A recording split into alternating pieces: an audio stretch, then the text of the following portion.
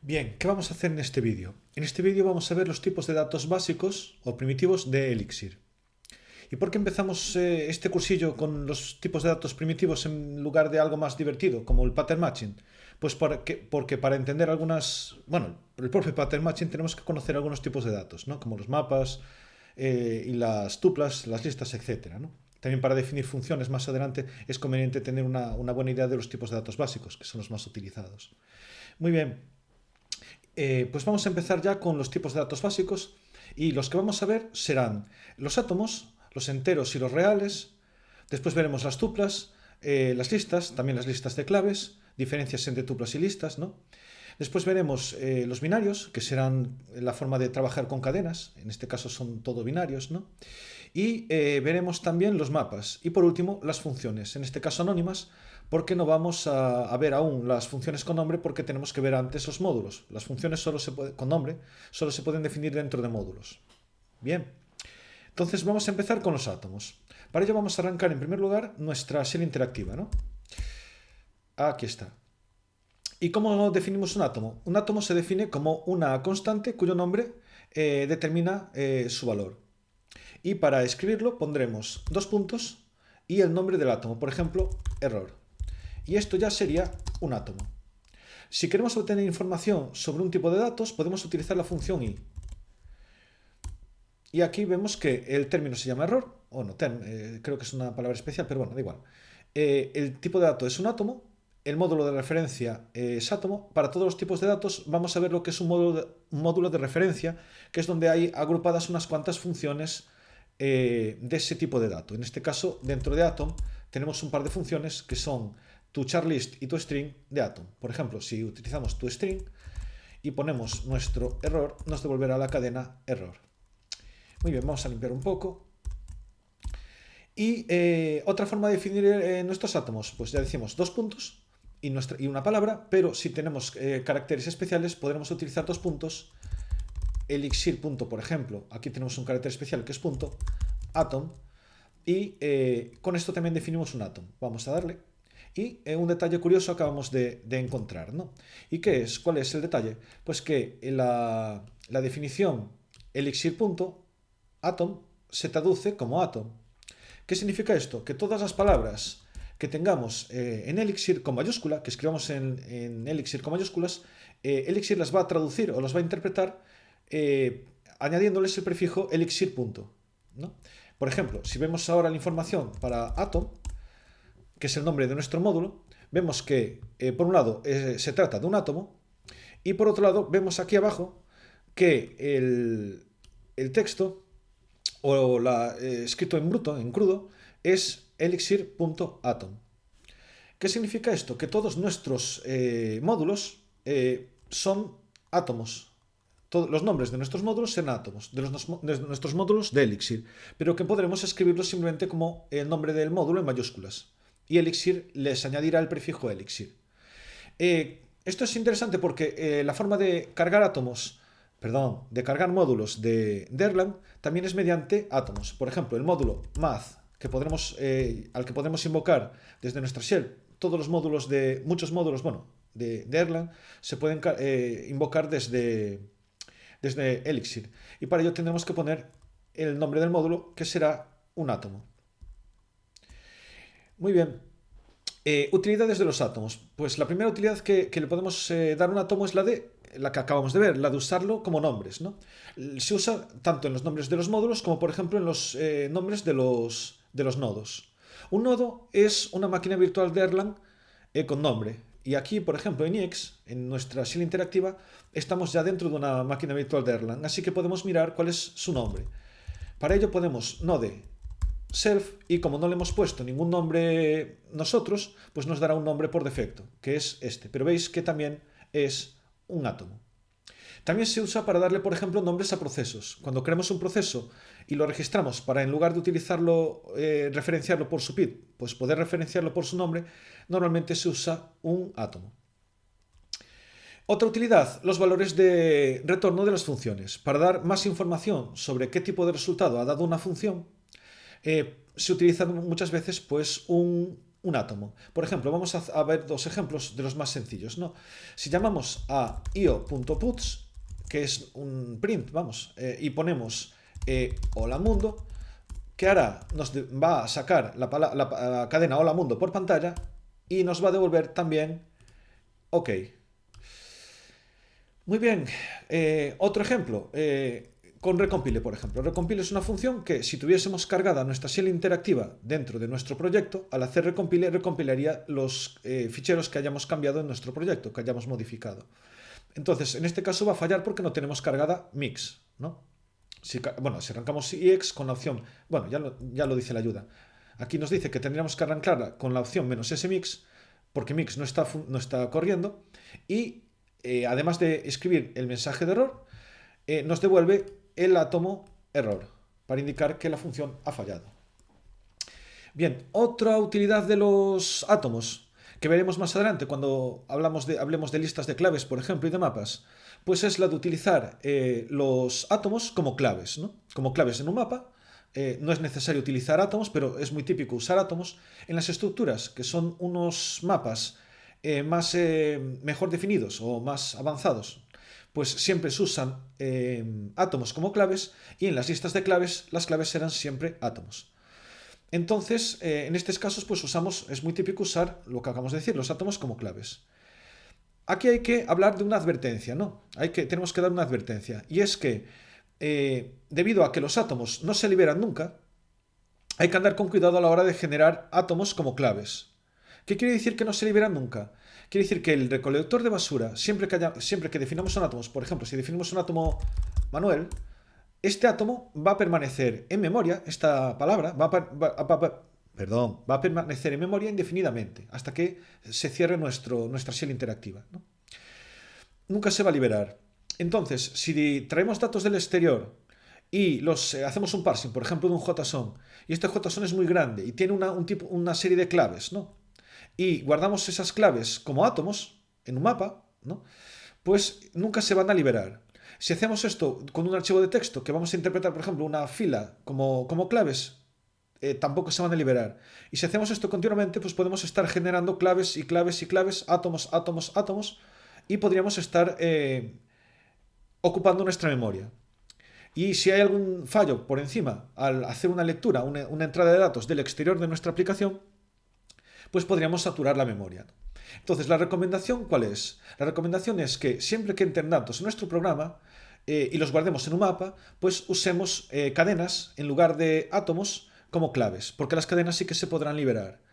Y cuando podamos, lo más rápido posible, pues intentar guardar estos datos que vienen del exterior en estructuras que ya estarán predefinidas y que tienen un número finito claro de claves, ¿no? De átomos, claves. Bueno, ¿cómo podemos crear hablando de cómo podríamos saturar la memoria de claves, si hasta ahora lo único que vimos es que para definir un átomo tenemos que escribirlo nosotros? Pues una forma de generar átomos a partir de cadenas es con la función de string toAtom. Y si ponemos, por ejemplo, Manuel, vemos que nos va a devolver el átomo Manuel. Entonces, si nosotros cargásemos datos del exterior y las palabras que nos parece que deben de ser claves las convirtiésemos en átomos, pues estaríamos ocupándolos para siempre en la memoria. Muy bien, vamos a hablar ahora de los enteros, que no tienen mucha ciencia en este caso, ni los enteros ni los reales, son bastante sencillos. La única peculiaridad de los enteros es que su tamaño no está definido. Podemos escribir un entero tan grande como la memoria que tengamos, como la memoria que tengamos disponible. Esto es algo heredado de Erlang. Otra peculiaridad de los enteros, por ejemplo, aquí está integer.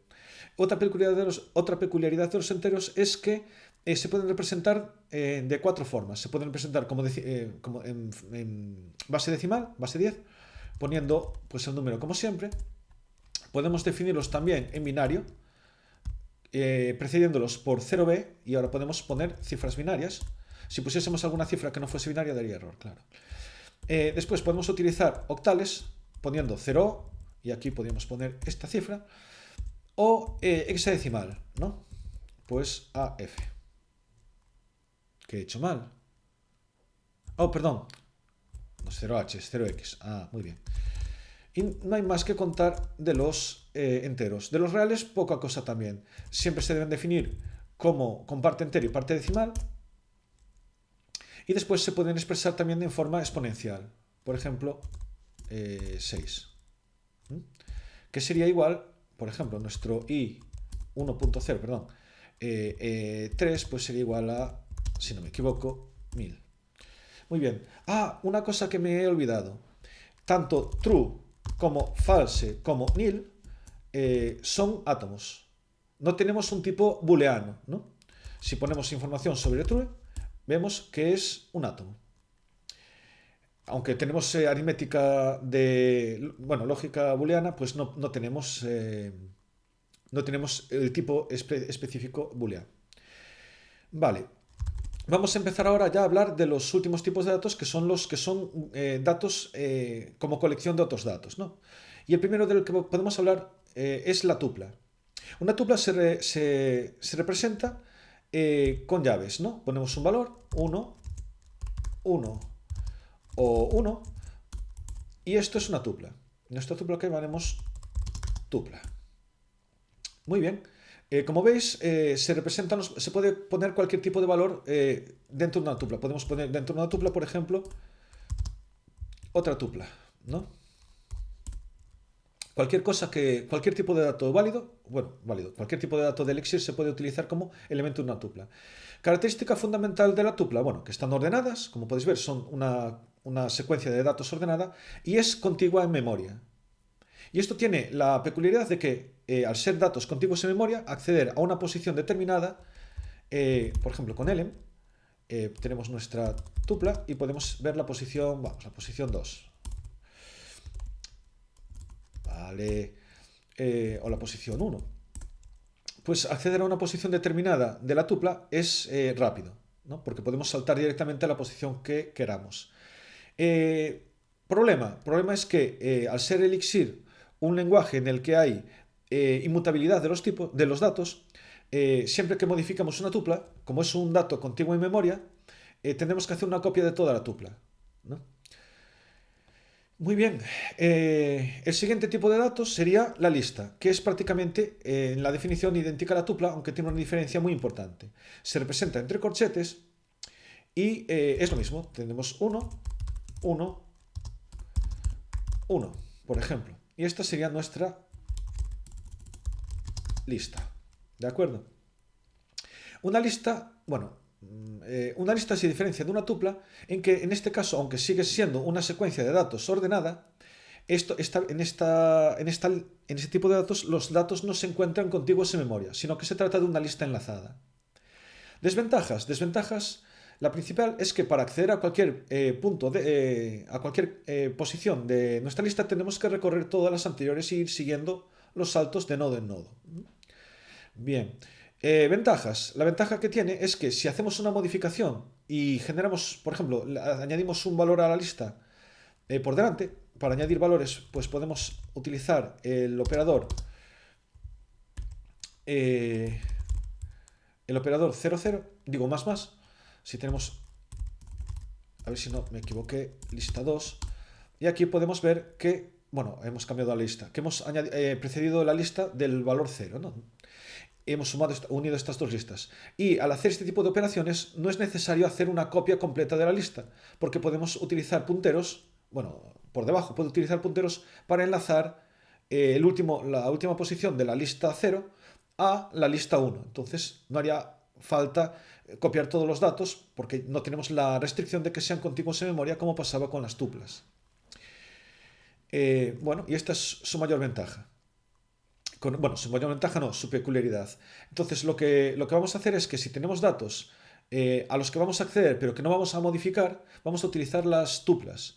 Y si tenemos datos que vamos a modificar o que necesitamos ir cambiando bastante, pues será ideal utilizar las listas en lugar de tuplas. ¿Para qué se suelen utilizar las tuplas? Las tuplas se suelen utilizar mucho como valores de retorno de las funciones. Así es muy típico encontrar una función que, si funciona correctamente, si todo va bien, nos devuelva OK y los resultados, ¿no? Esto será algo típico de las funciones, que devuelvan este tipo de retornos. Porque además podemos aplicar, como ya veremos luego, pattern matching. Y si devuelve esto, pues podemos llamar a una función. Y si devuelve error mensaje, pues ya podríamos tratar el mensaje de error sabiendo que ha sido un error. Hablamos también al principio de lo que eran las listas de claves, ¿no? Pues una lista de claves es, ante todo, una lista. ¿Y qué característica tiene? Su característica es que cada elemento es un par clave-valor. Y la clave será siempre un átomo. Por dentro lo que tienen es, cada elemento será una tupla. Y cada tupla tendrá un átomo. Perdón, ¿qué estoy haciendo aquí? Un átomo, 1, por ejemplo 1. Y 2, 2. Y esto sería una lista de claves con dos claves. Y podemos, por ejemplo, un detalle, se pueden repetir claves. Por ejemplo, podríamos poner aquí 2 y poner aquí 2. Esto es una lista de claves. Información sobre la lista de claves, pues es esto. Aquí podemos ver los módulos para trabajar con listas de claves y vemos que un módulo es keyword. Y también podemos utilizar todas las funciones de lista. En keyword, por ejemplo, tenemos la función getValues. GetValues, le pasamos nuestra lista, le pasamos la clave que nos interese, en este caso, por ejemplo, 2, y nos va a devolver una lista con todos los valores para la clave 2. O sea, se pueden repetir. ¿Para qué se suelen utilizar las listas de claves? Pues es muy típico utilizarlos como el último argumento que se le pasa a una función con opciones. Entonces podemos tener una función, no se me ocurre ahora ninguna función que tenga opciones, pero una función podría ser, imaginemos que if es una función, ¿no? Pues podremos pasarle el último argumento, una lista de claves con funciones, ¿no? Con opciones, perdón. Y ya visteis que en la lista que puse antes, en la lista de claves, habíamos creado tuplas, pero al dibujarla, al imprimirla, Elixir la muestra con este formato. Y este es un atajo que tiene para facilitarnos la escritura de listas. Únicamente tenemos que poner el átomo, pero en lugar de poner el 2 puntos antes, podemos ponerlo después y la clave, por ejemplo, 1, 2, 2 y 3, 3. Y esto sería ya una lista de claves. ¿Por qué es interesante la lista de claves? Porque hay otro atajo que nos permite Elixir y nos lía a veces un poco la vida, ¿no? Y es que si el último argumento de la función es una lista de claves, podemos comernos los corchetes. ¿Y por qué le doy tanta importancia a esta, en principio, chorrada? Pues porque cuando trabajemos con macros, a veces nos encontramos formas de escribir la macro. Las macros son, por ahora lo que podemos verlas como una especie de funciones, ¿no? Pues cuando escribimos una macro, la escribimos de una manera que nos puede llegar a confundir porque no sabemos qué está pasando, qué estamos haciendo realmente, ¿no? Y para ilustrar esto voy a poneros un ejemplo, ¿no? De dos formas de escribir la misma cosa, ¿no? Imaginaos, por ejemplo, que tenemos un if, ¿no? Y en Elixir los ifs se hacen de la siguiente manera. Ponemos un if, ponemos una condición, por ejemplo, true, no vamos a darle más. Hacemos do, aquí ponemos ¿qué pasa si es cierto? Pues que devuelva true, ¿no? ¿Qué pasa si es falso? Ponemos un else, ponemos lo que pasa si es falso, que devuelva falso, por ejemplo, y por último ponemos el end y nos devuelve verdadero, ¿no? Otra forma de escribir lo mismo, pues ponemos if, ponemos nuestra condición, coma, do, 2 puntos, nuestro código para el true y else, nuestro código para el else. Y también funcionará. Veis que aquí ya va tomando forma y esto empieza a tener la pinta de una lista de claves. Otra forma de escribir el if, pues podemos ponerle nuestra condición, podemos ponerle do, true, else, false, y ahora esto ya parece una función. y sigue funcionando correctamente. Con esto quiero decir que a veces vemos una cosa escrita así. ¿Y qué es esto? ¿Es igual que lo que tenemos aquí arriba? Pues la verdad es que sí, es la misma representación y queda un poco raro porque no sabemos qué es esto. ¿Son dos argumentos? No, no, es un único argumento que será nuestra lista de claves. Y esto pasa con funciones. También cuando las definimos podemos utilizar esta nomenclatura sin corchetes y es un poco confusa al principio cuando vemos ejemplos de definiciones de funciones o de macros. Las macros ya las veremos mucho más adelante. Muy bien. ¿Qué otra estructura tenemos? Pues tenemos las cadenas, ¿no? Que en este caso vamos a llamarlas binarios, ¿no?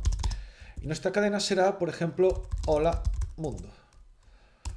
Y aquí tenemos nuestra cadena. ¿Queremos obtener información para ver qué tiene la cadena?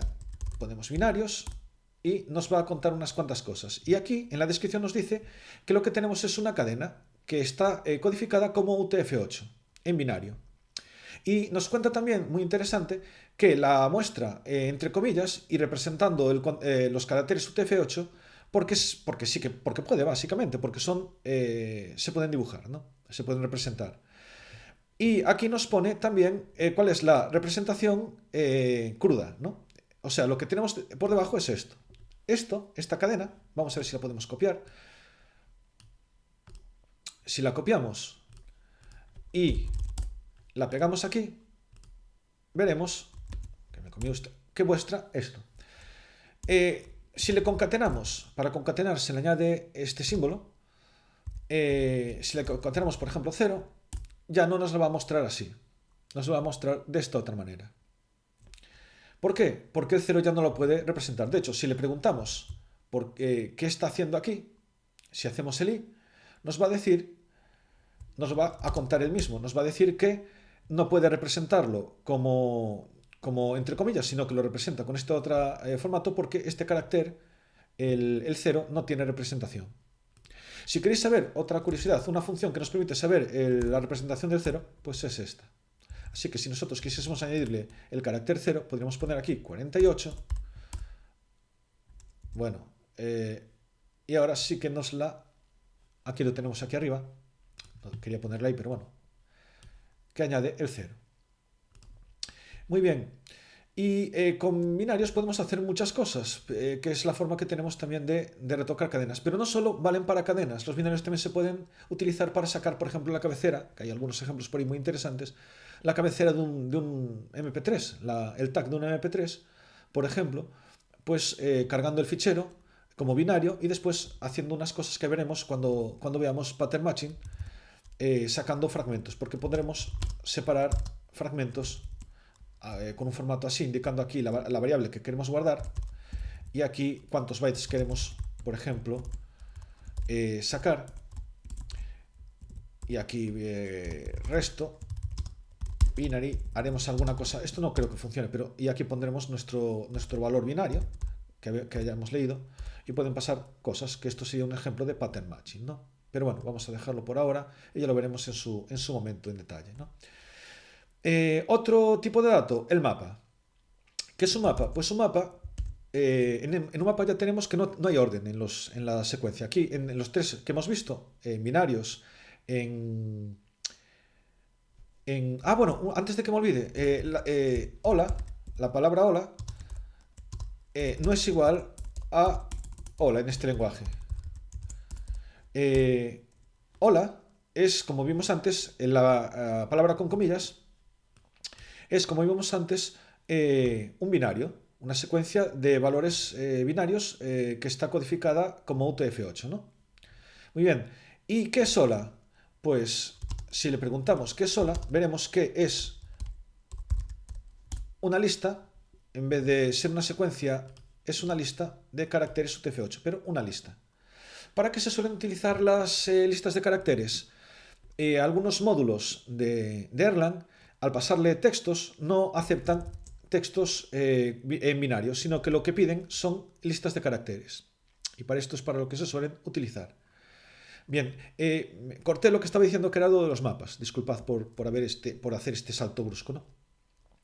¿Qué son mapas? Pues los mapas ya son estructuras que tenemos con pares clave-valor siendo la clave cualquier cosa, suele ser un átomo, pero vale cualquier tipo de dato, y no tienen orden, ¿no? Entonces tenemos nuestro mapa, se define poniendo un tanto por cien y después, igual que si fuese una tupla, ¿no?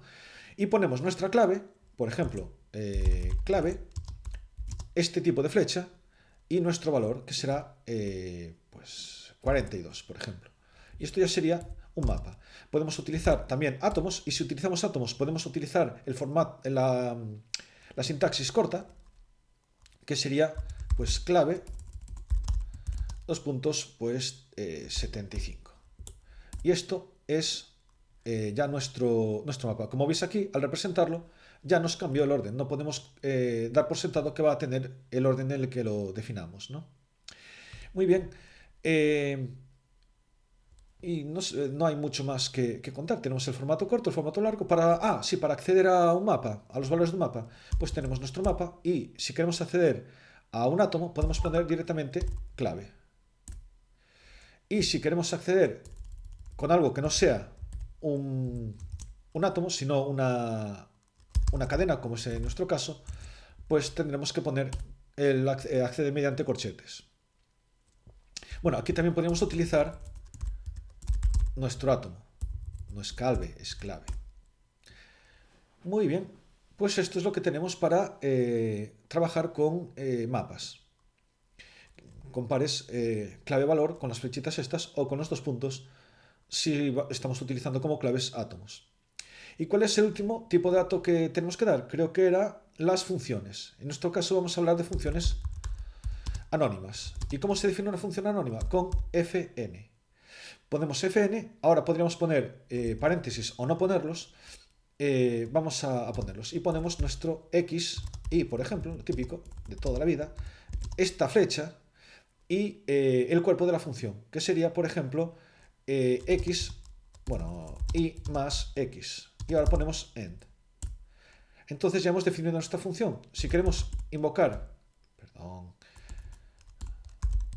si queremos invocar nuestra función, tendremos que hacerlo con el nombre de la variable donde tenemos guardada nuestra función, un punto, y después las variables que queramos, los argumentos que queramos pasarle, por ejemplo, 1, 2. Y ahora nos devolverá 3. Otra forma abreviada de definir funciones anónimas, pues con el ampersand. Ponemos ampersand, ahora poniendo los ampersand numerados tendremos el primer argumento que le hayamos pasado y el segundo argumento, y esta será una función que hace lo mismo que la anterior. Y si queremos ejecutarla, pondremos lo mismo, función 2.1, 2, y nos devolverá, si todo bien, 3. Que queremos guardar una función de las que ya están predefinidas en el lenguaje, en nuestra función, en una variable, pues tendremos que utilizar, por ejemplo, lm2, creo que es, tendremos que indicar el número de argumentos, la aridad que le llaman, creo que está bien escrito así, a ver si no metí la pata, y aquí tenemos nuestra función guardada. Lm es para obtener un elemento, por ejemplo, de una tupla, ¿no? Entonces podremos llamar esta función con función 3, punto, y ahora ponemos nuestro mapa, por ejemplo, vamos a definirlo ya aquí, 1, 2, el elemento 0, que será, si todo va bien, un 1. Muy bien. ¿Qué nos queda hablar de funciones? Pues podemos hacer un adelanto de lo que será pattern matching, que es bastante curioso, con las funciones anónimas. Volvemos a definir nuestra función y podemos definir, empezamos por fn, y en Elixir una función anónima no tiene por qué tener un único cuerpo, puede tener varios cuerpos. ¿Qué quiero decir con esto? Pues que podemos decir que nuestra función va a tener 3 argumentos y que el primero no nos interesa, el segundo no nos interesa, pero si el tercero es 0, queremos que devuelva nil. Y que si el primer argumento es igual al segundo argumento, igual al tercero, pues que devuelva 2, por ejemplo. Y si son argumentos distintos, por ejemplo, los vamos a llamar así, y que devuelva x más y partido por z. Y ahora ponemos end. Y ahora tenemos una función con 3 cuerpos distintos.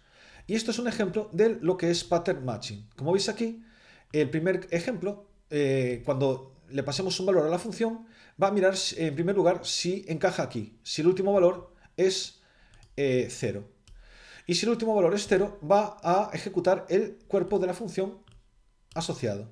Entonces vamos a probar. Tenemos función punto 560 y nos va a devolver nil. Vamos a comprobar el siguiente caso, ¿no? En el que usamos siempre el mismo valor. Por ejemplo, función 0, 0, 0 nos va a devolver nil. Bueno, aquí metí la pata. Bueno, no metí la pata realmente. Es normal que nos devuelva nil porque sigue siendo 0. Pero si ponemos 1, 0, 0, no, 1, 1, 1, nos va a devolver lo que habíamos dicho, el 2. Y si ahora ponemos la última opción, que es tres valores distintos, por ejemplo, bueno, o que no coincidan, por ejemplo, 1, 1, 2, nos va a devolver 1. Ahora sí que nos hizo la operación que nosotros queríamos y por eso nos da un valor float. Y esto es un ejemplo del pattern matching. Un detalle importante en pattern matching en general, siempre que se aplique pattern matching en este tipo de selección, ¿no? Con funciones, etc., tenemos que tener en cuenta que el orden es importante.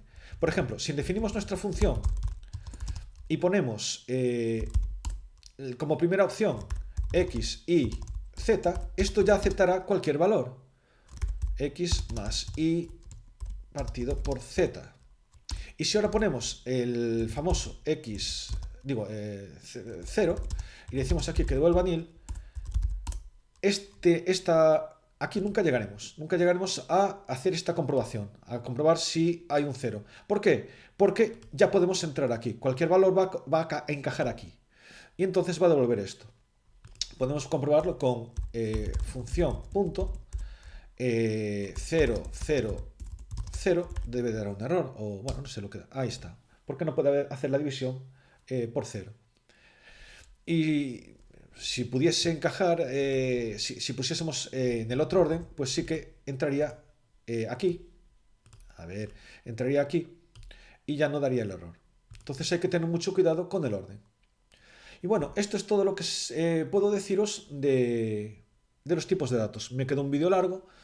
El próximo vídeo pues trataremos de algo un poco más entretenido, que son el pattern matching, y podremos ver cómo podremos llamar a distintas funciones también. Quizás demos ya también cómo definir una función para poder jugar un poco más con el pattern matching.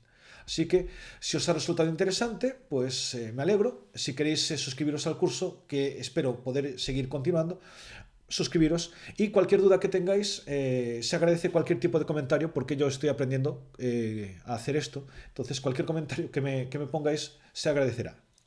Pues un saludo y hasta la próxima.